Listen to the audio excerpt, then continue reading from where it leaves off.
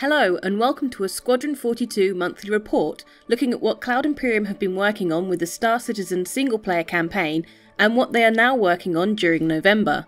We know that Squadron 42 will not get a beta release in 2020, but we will be getting new roadmaps before the end of the year, and these will go into more depth about what features are being worked on and the allocation of resources. However, we do have a good amount of progress, and Cloud Imperium have said they are focusing on closing out the game, though there's no tangible time frame for this.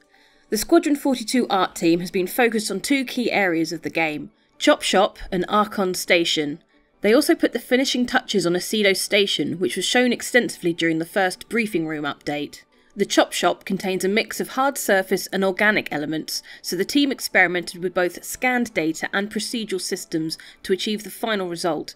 They also worked alongside the design teams to construct the location's playable spaces, with the organic and hard surface kit being used with the completed white box layouts.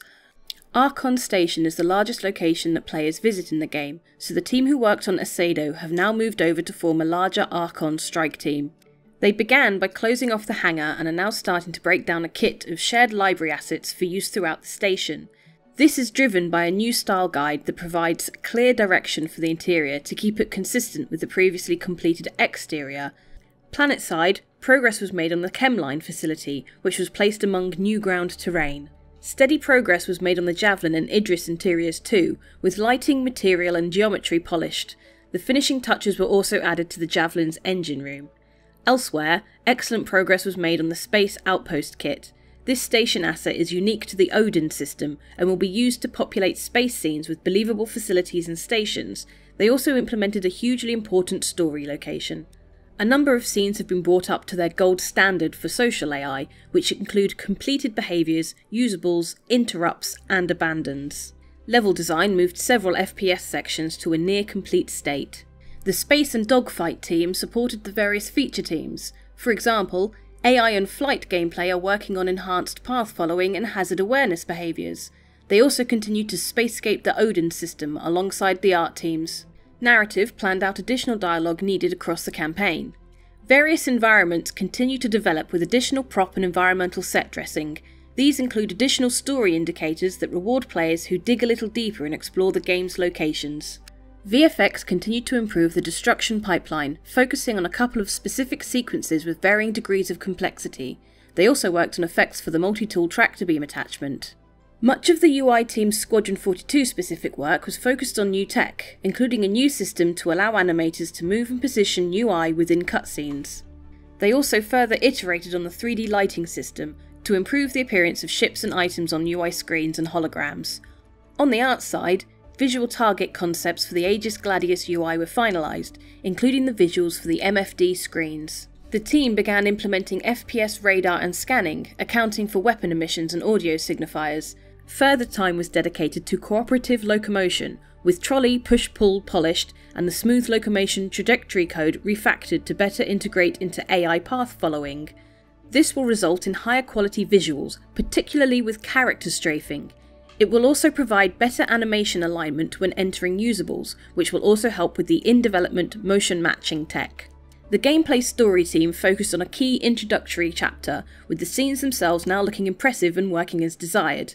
Their current goal is to support the code and design teams in perfecting the blending of scenes via AI locomotion. Although a difficult process, great progress is being made and the results look promising. They also worked alongside design to implement scenes for various chapters. Character and AI update starts with the character combat team, who progressed with Vandal and human combat behaviours. Specifically for the Vandal, the team authored several animations for melee attacks with the direction based on the location of the target. They're currently adding initial support for animation warp, which will enable the Vandal to procedurally adjust the rotation and translation of the animation. The first pass on combo attacks was added, which gives a more fluid selection of animation when executing a chain of melee attacks. Work continued with audio and combat AI to develop the Vandal creature and behaviour, while the team's xenolinguist further developed the language. NPCs can iterate on food lines, retrieving anything their sustenance behaviour wants, and then take the food to tables and consume it. This involves both systemic animations and mocap created for specific scenarios. The animation team worked on staggering, push-pull, stance transition improvements, a handful of new weapons, and improvements to the crouch set. Tasks progressed for the social and life animations, including the chow line, mess hall, bartender drinks, bathrooms, armory character, engineer, and exercises. They also added the AI surrender mechanic and continued with Vandal melee combat. Facial animation assets were created for the feature teams, including effort sets, and female player performances continued. On the motion capture side, new shoots for the actor feature, social AI, and combat AI teams were planned. A few outstanding scenes were also completed, and improvements were made to the motion builder skeleton. Character Arts October involved work on major campaign characters. After submitting major changes to Morrow's head, the team updated his jumpsuit, which will serve as the basis for all related Navy uniforms. The team also revisited Valen, this time focusing on her hair. The quality is now extremely high and will form the basis of a generic hairstyle too. The team is currently updating major assets for a key ship introduction, including bridge officer and deck crew uniforms, engineer outfits, and several heads and hairstyles. They continued their work on force reactions. Now, characters will respond to either sudden effects such as explosions or sustained effects like wind or G-force. This is being expanded to include staggers, where the force is strong enough to move the player but not enough to knock them down. There were various optimizations to graphics, such as character-focused depth of field. They added track view support to better trigger the destruction of ships and added additional polish to the dynamic lighting rig. They also improved mission startup, revising which elements object container streaming loads first. And that's it for the Squadron 42 report this month. Are you looking forward to having the Vandal slice and dice you, or are you going to be watching people eat in the mess hall for hours and hours? Whatever your thoughts, we'd love to hear from you in the comments below.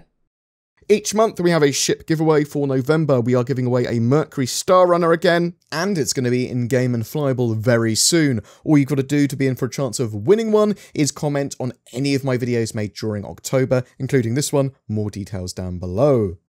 Do you hate it when people steal all of your money and your house over the internet? I know I do. The true story of NordVPN's origins are unknown and lost to the ages, and without using facts, no one really knows how it provides more accessibility to otherwise censored websites or a safer security experience for all that use it.